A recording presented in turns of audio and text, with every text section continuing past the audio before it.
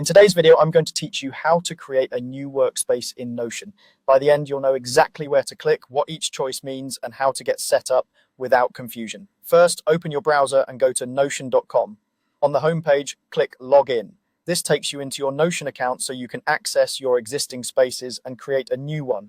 Once you're in, look towards the top left of the screen where your profile and workspace switcher live. You'll see a small downward arrow next to your profile. Click that arrow to open the workspace menu. This menu is where you can move between spaces and manage options for each one.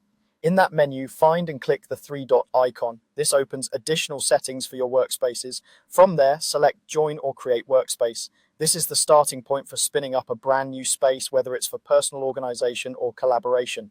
Next, you'll be asked how you want to use Notion. Choose the option that best matches your goals. This choice helps Notion tailor setup questions, sharing defaults and template suggestions. The next prompts will depend on what you select, so just answer everything based on your preference. If you choose personal use, Notion may ask about your hobbies or interests. These questions help Notion suggest templates and starter pages that fit the way you think, so answer honestly and keep it simple. There's no wrong answer here, and you can always change things later. When you reach the plan selection page, choose the free plan. It's more than enough for getting started, letting you build pages, try templates, and learn the workflow without any commitment. You can always upgrade later if you need advanced features. After your workspace is created, Notion might prompt you to download the desktop app. This is optional, but it can be helpful if you prefer a dedicated window, faster access, or working without relying on a browser tab. If you choose to download it, log in with the same account and your new workspace will appear there automatically.